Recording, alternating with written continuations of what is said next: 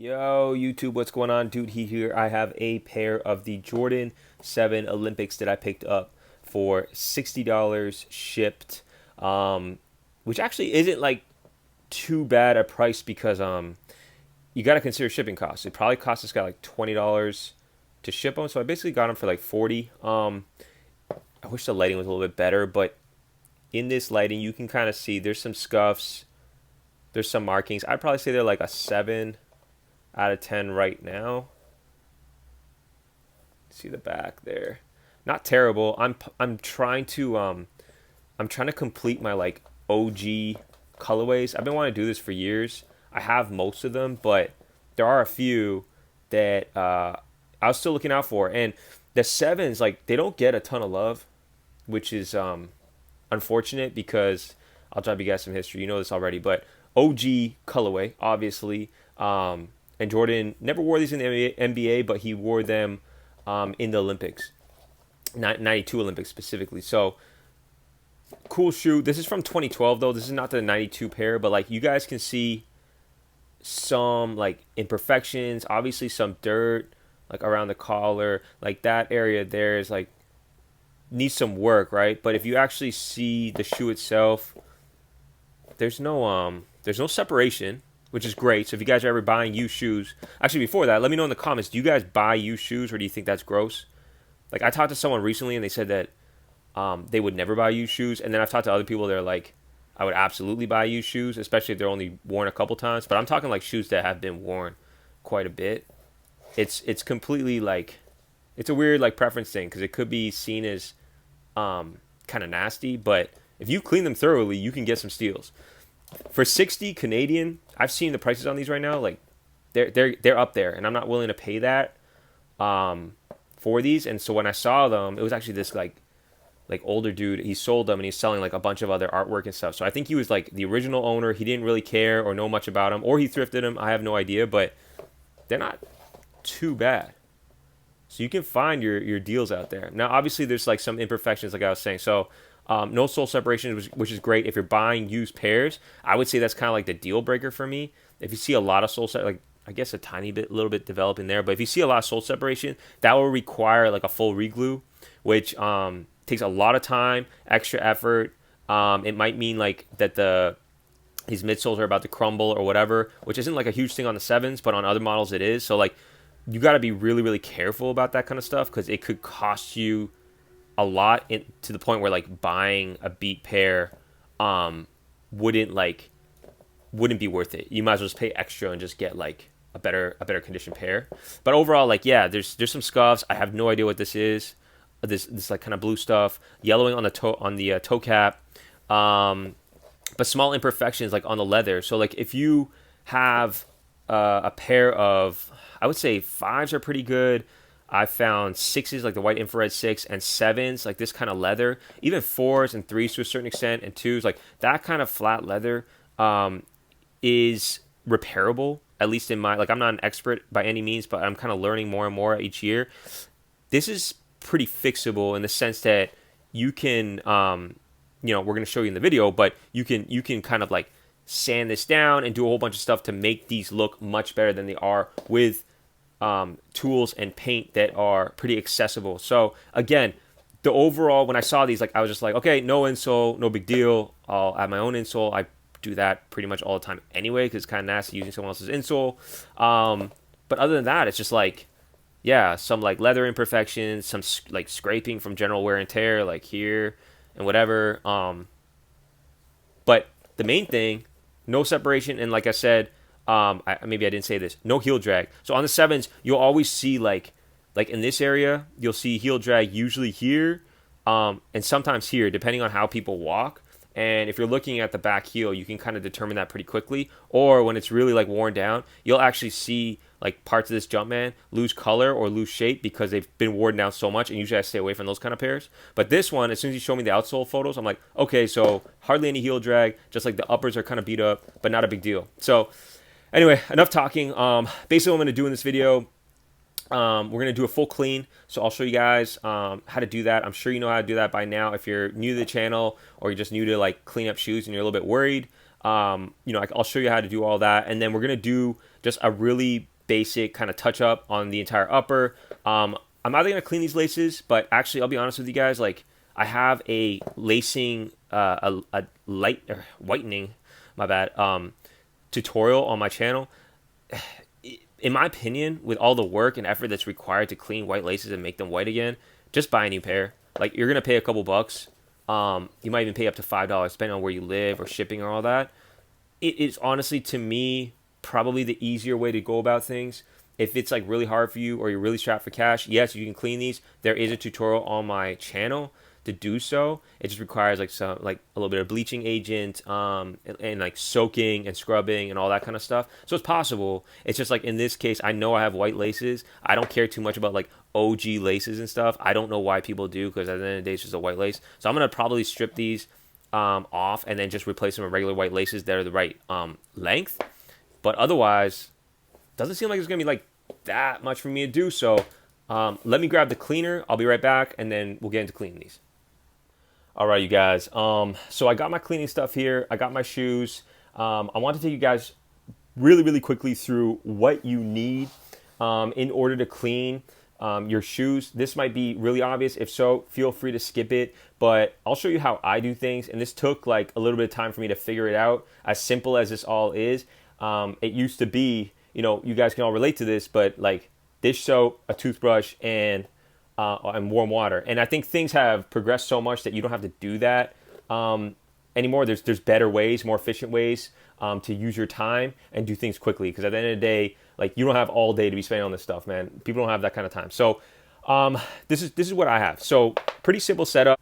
So first off, just a simple glove. I don't like getting like the cleaner stuff on my skin because it irritates my skin. So, you know, I highly suggest that. And then I have two brushes, okay? So the first brush is going to be like more of a soft bristle brush. This is an all-purpose brush, actually. It doesn't have to be soft bristle, but it's not going to be like super hard. This is what I typically use for the upper. Again, you can use any brand. I have like a bunch of different brands here from different shoe cleaning stores or whatever, or brands. But just like this, I don't know how to explain this. It's not super hard and it's not soft either. It's kind of in the middle. So look for all purpose. And then this one is specifically like it's a hard bristle brush, which means that it's going to get into the outsoles in a good way. And you're going to need that because like this could work, but it's going to take a little bit more time. You might as well get something that's a little bit firmer, that's strictly for your outsoles, okay? Here, this is kind of, yeah, this looks nasty. But this is basically just your regular Mr. Clean Magic Eraser. You can see a video that I have on that. Be very careful because it does start stripping top parts or top layers of paint. However, you can use this to buff out very small, stains that aren't coming out. And then you're going to want your shoe cleaner. I'm using Jason Mark, but you can use anything. And then I actually have two bowls. Again, this is like, you don't need to do this, but I do this because I find that if I'm cleaning multiple shoes, this is like very important to me in order to save time. So what I mean by that is I have one one bowl here that I will use for the actual cleaning solution. And then I have another bowl here that will just remain as regular water. Why? So when you're cleaning, most people just have one bowl, right? You can use any bowl. You don't need this collapsible bowl, but this is just like a handy bowl to have around. So when I'm dipping it into my cleaning solution and then I clean, right? And then the suds are done, I don't want to just dip this dirty brush back into my cleaning solution, right? Isn't that like weird, right? You're going to start mixing and bringing dirt back onto the shoe. So I use this to clean my brush really quickly and then go back here. Like painters do it all the time, right? You're going to clean your brushes before you start like going back and forth, right? So it just helps keep things separated and clean. Again, optional stuff, but save me a ton of time in the end, because then you look at your shoes and you're like, why is it still kind of like not that clean? Well, it's because you're probably dipping dirty brushes that you used to, clean your outsole, and you're putting it back in here, and now you're putting it on the up. Like, no.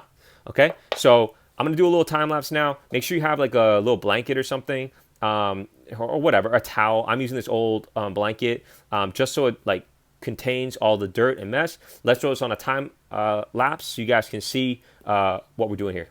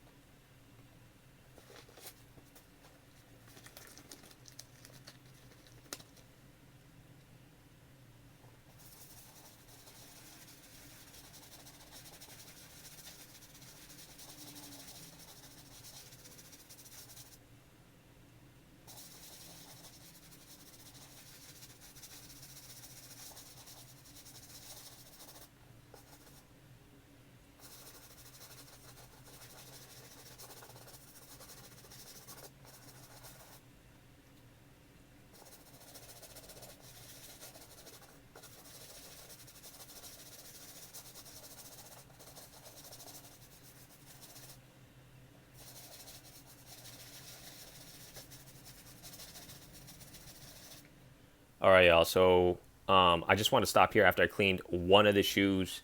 Lighting's really bad here, but just take a look at the clean shoe versus the shoe I haven't touched yet. Obviously, still scuffs and all that. Look past that for a second. I mean, it just kind of got rid of that, over 10 years worth of just dust or dirt or whatever on it. And now the shoe is like way more flexible. It has a little bit of moisture now. It just has a really really nice kind of cleanup, right? This is exactly what you should be doing with your shoes. You keep them not cleaned and whatever, they can get hard, stiff, the leather can crack or whatever. So we're gonna get to this right now, and then I'm gonna let these dry, and then we'll start prepping the uppers for some of the repaint. So stay tuned. All right, y'all. So it's been about 24 hours now. I've let these fully dry, and I'm going to be prepping these, as I said. So what we're going to be doing actually is sanding down. I have a sanding block here. I'm going to be sanding down just some of the rougher areas of the shoe. But as you can see, we got most of that kind of dirt off it. I did go through the shoe twice to clean. Much better lighting now, so you can see these are looking way better just after a really, really quick clean. But there are some areas, look at the toe cap, that have that kind of cracking paint. Fortunately, no cracking on any of the midsoles. So we're not going to actually be touching the midsoles, only the upper, just that leather. See, scrapes here. Let's check out this side. Yeah, we got some scratches and scrapes there, some over here. So the whole shoe probably will, I'm not going to strip the whole layer of the top layer of the entire shoe.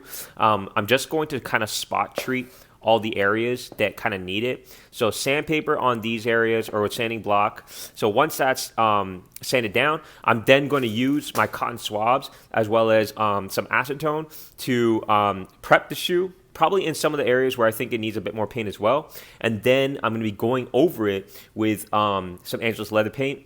The flat white Angelus leather paint will be, pretty much a perfect paint match for the upper. If it isn't, I'm going to kind of mix it a little bit because I've never painted this upper before, but I don't see it being problematic at all. So you're going to see a little bit of a time lapse. If I run into any issues, I'll stop the video and, explain what's going on. But if you have any comments or questions at the time, let me know in the comments down below. Always happy to help. But for now, let's get into this. Let's prep it and let's paint.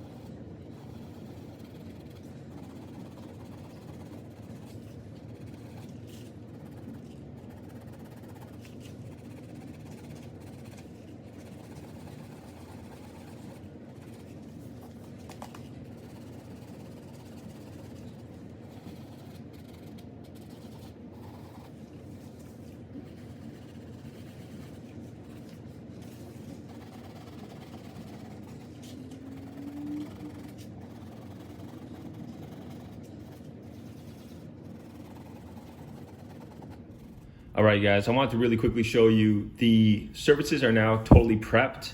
I use sandpaper across all of them. As you can see, you can't actually see it, but it feels very smooth to the touch. All those rough areas were sanded down with the sand block. I would just say a couple things: be extremely patient with this process. You don't want to start to actually go into the leather and ruin it. So take your time and preferably use sandpaper. I just didn't have any, so I used a sanding block. But go very lightly until it basically feels pretty much uniform with the rest of the leather. And then you can start prepping your shoes. So let's get into it right now.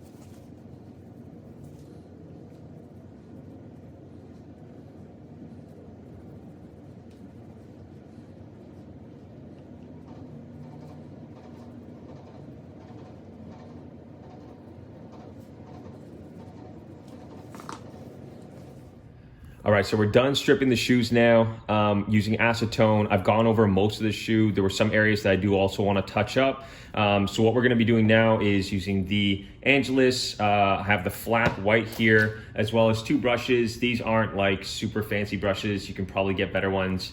But one is like more of like a kind of more fine tip, and then another one is just kind of like to get some of those bigger spots. And we're gonna go over some of the white on the leather, and then yeah, let's see how they look after we lace them all up.